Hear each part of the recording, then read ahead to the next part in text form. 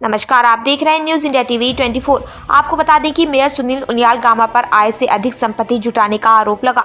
RTI activities Vikesh Singh Negi ने इसका खुलासा किया।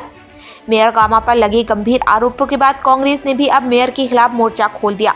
कांग्रेस ने मेयर गामा से इस्तीफा मांगकर सरकार से जाँच कराने की मांग की। बता दें कि देहरादून के मेयर सुनील उनियाल ने अपने पद का दुरुपयोग कर आय से अधिक संपत्ति जुटाने के आरोप की सफाई दी। मेयर सुनील उनियाल गामा ने अपने ऊपर लगे आरोपों का खंडन करते हुए कहा कि 18 वर्ष की उम्र से काम कर रहा हूं। पान की ठेली से लेकर मेयर तक का सफर तय किया है।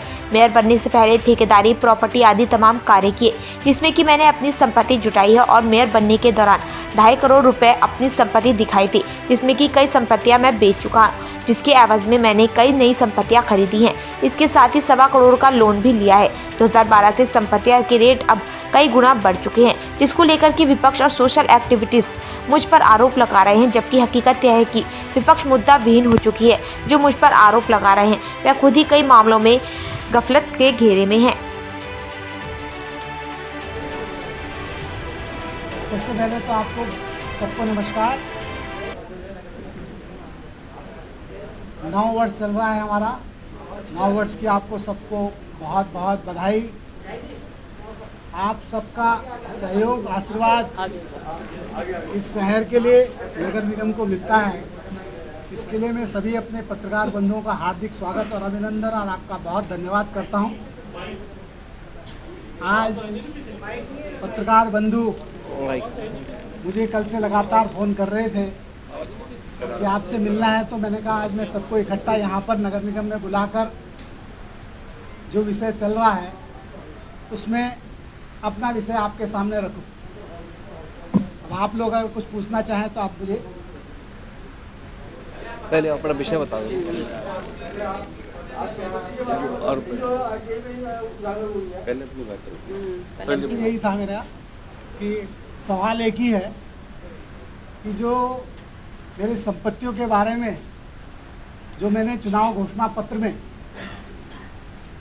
अपनी संपत्तियां दिखाई थी और उससे लेकर आज तक की संपत्तियां मेरी सारी जोड़ दी गई। लेकिन मैं थोड़ा सा आप लोगों को बताना चाहूँगा कि जो मेरा पुराना, जो मैंने 18 वर्ष की उम्र में अपना काम प्रारंभ किया, एक पान की दुकान से मेरा सफ़र शुरू हुआ और पान की दुकान के साथ साथ मैंने चाउमीन की दुकान, और अगर कोई पुराने बंधु यहाँ पर हो तो चाउमीन की दुकान जो नटराज पे हमारा एक छोटा खोखा था, उसमें कूपन से हम सामान देते थे। बहुत अच्छा हमारा उस समय काम वहाँ पर था और उसको काम के साथ साथ धीरे धीरे जो है हमने अन्य काम किए। हमने लकड़ी की खराद मशीन लगाई, हमने वीडियोग्राफी का काम किया, हमने फोटोग्राफी का काम किया, वीडियो लाइब्रेरी खोली। उसके बाद जो है हमने ठेकेदारी करी।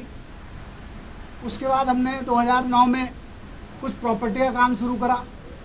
उसके बाद हमने 2012 तक कुछ संपत्तियां ली और संपत्ति लेने के बाद अब जो संपत्तियां जो मैंने चुनाव में दिखाई